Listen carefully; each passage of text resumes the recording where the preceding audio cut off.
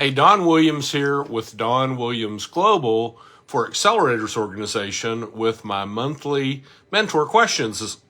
So my first question this month is from Bobby Perezza. And Bobby's question is, how do I get more focused on fewer things that will actually get me better results? Great question. Let me give you his description of his business and the background of the question.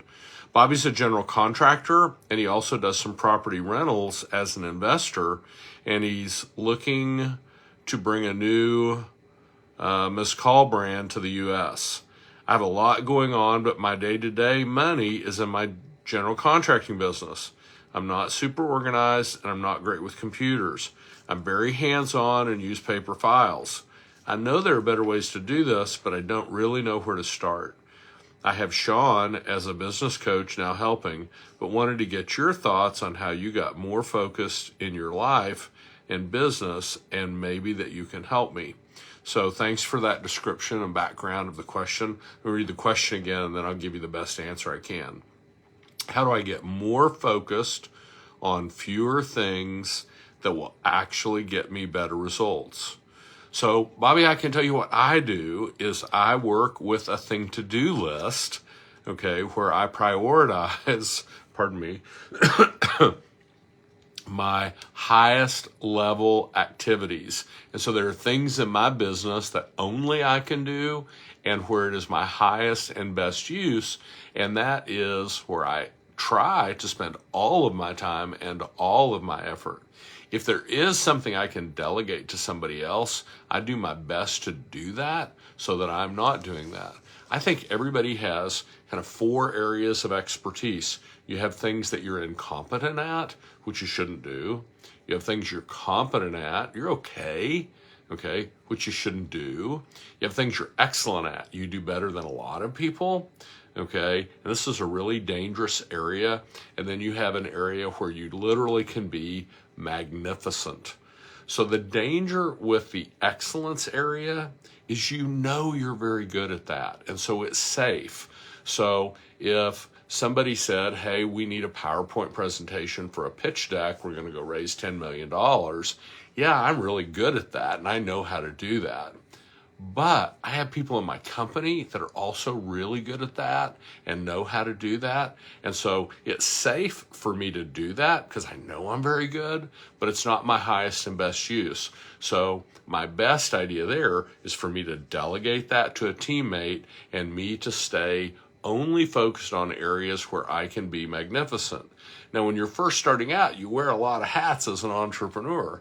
And so you're unlocking the door, and some days you're sweeping the floor and you're doing all that stuff. And you got to do that until you get to a certain size. But as soon as you can begin to be large enough to delegate things that are in your excellence, competence, or incompetent zones, I encourage you to do that and only work in the areas where it's your highest and best use, where you literally can perform at a level of magnificence.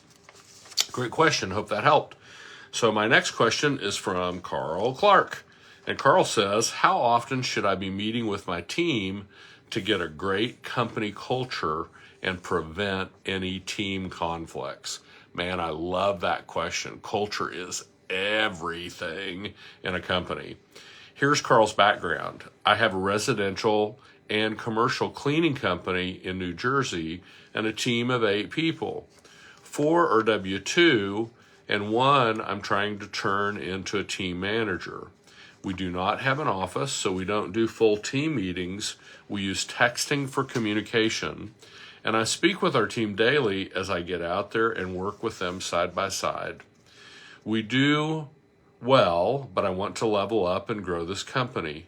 What could you suggest as to how I can better my culture, increase team loyalty, and grow the company? Thanks. Great question, Carl.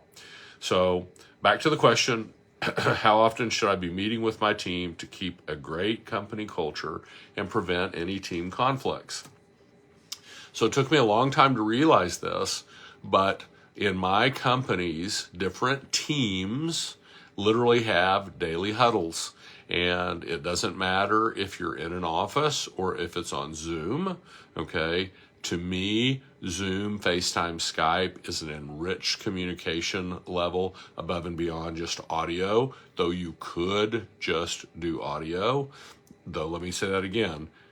Zoom, FaceTime, Skype, more enriched communication. And so as a communicator, I want to communicate as richly as possible.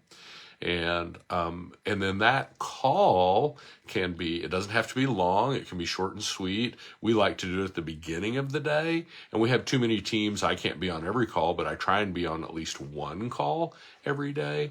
And we share something that we're grateful for. And then we share something that's a company win. And it's important. One, gratitude will help you perform at a higher level, okay, and will elevate almost everything in your life. And then when you talk about wins, guess what? You get more wins, and a company is like a team. And my Texas Rangers just won the World Series last night, so I'm happy with that team, and I want my company to win the World Series every day. So that's a good suggestion. Just have a daily huddle. It doesn't have to be long. Okay, and with 8 people, you can do it with all 8, and it's going to take 5 or 10 minutes. Next question, Madeline. Oh, Madeline, I'm going to mispronounce your name, I think. It's Ugbogbo, maybe. Okay, so please forgive me. Ugbogbo, Madeline Ugbogbo. Here's your question. How do I start figuring out what would be my best first company? Great question. Sounds to me like you're pre-entrepreneur, and that's an exciting place to be.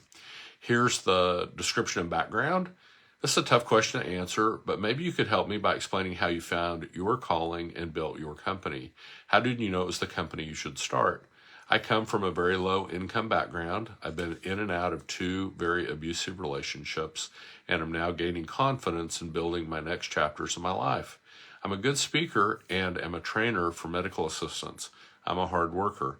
How do I take my training experience and good communication skills and find out what business would be good for me to start? Thanks. Great background. Back to the question. How do I start figuring out what would be my first company? And there was a secondary question. How did I know which company I should start? Well, let me tell you, way back in the day, 37 years ago, when I started my first company, I became a competitor to the company that I worked for. And so I had worked my way into partnership with the owner. He did not pay me as agreed.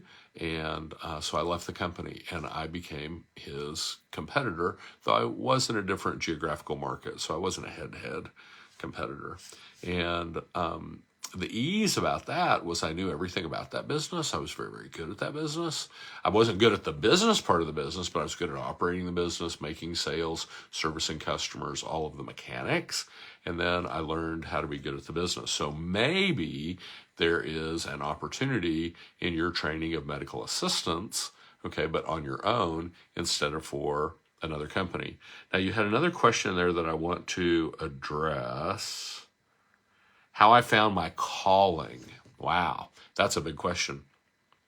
So I started that company a long time ago, sold it a long time ago, have started a bunch of companies since. I'm a minority owner in multiple companies today, own 4 companies outright today. How I found my calling was this. It took me a while to find my purpose. Not to find my purpose, but to recognize my purpose. And so when you're searching for your purpose, I think you'll find it's something that you're doing anyway, but maybe you just don't recognize it as your purpose. So my purpose is literally help others help others. And so that rides above anything I do in my business life, because my personal mission, my personal purpose is to help others help others. And so then my business missions, they fit underneath that. And so many times an entrepreneur, and certainly a starting entrepreneur, they put so much focus on building the business, they forget, hey, I got a family, and hey, I'm a person. And they kind of try and balance the 3 like it's an equal triangle, but it's not really an equal triangle. You're a person first, Okay. And then probably your next priority is your family, even though entrepreneurs sometimes get that screwed up. They put their family first.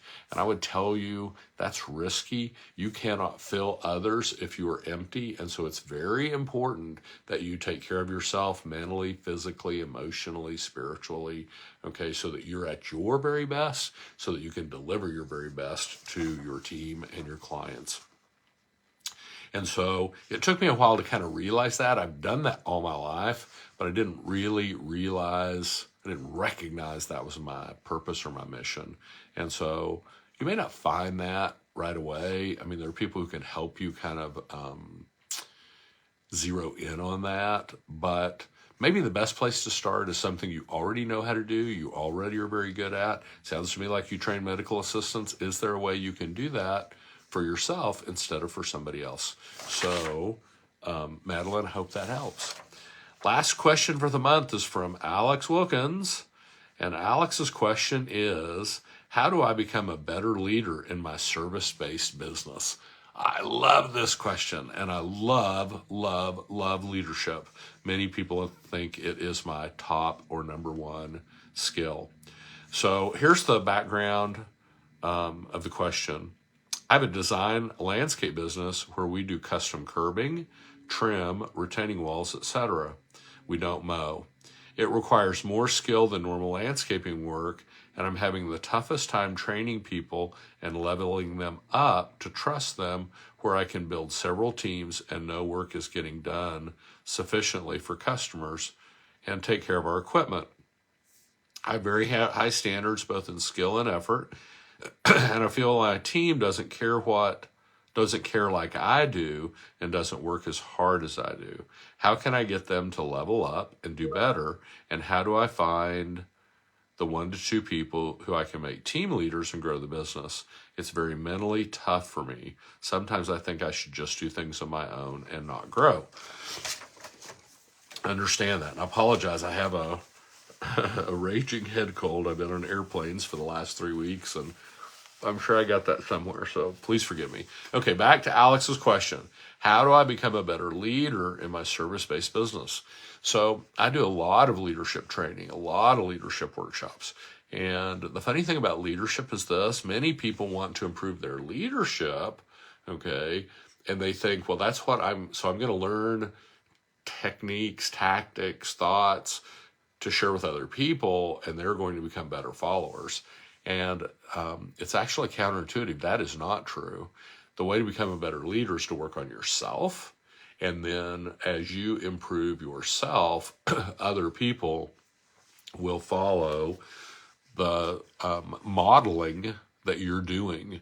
It's hard for people to hear everything you say because what you do screams so loudly in their ears.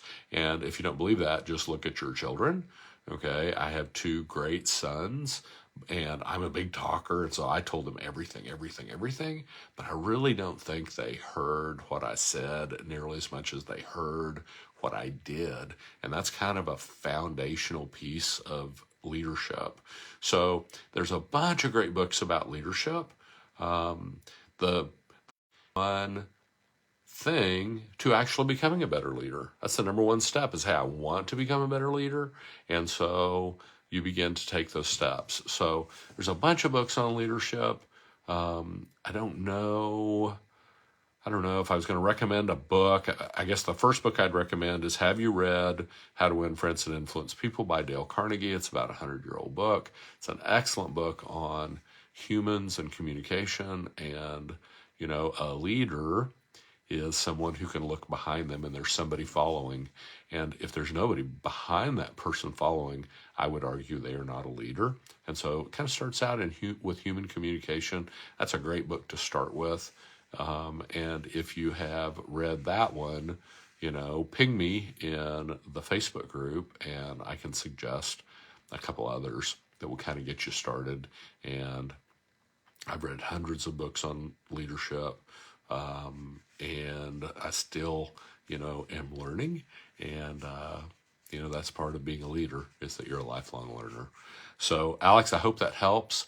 That's it for Don Williams at Don Williams Global in November 2023 for Accelerators Organization. Okay, keep your eye on the prize. Don't focus so much on where you've been, focus on where you're going. And I'll see you next month. Thanks. Bye.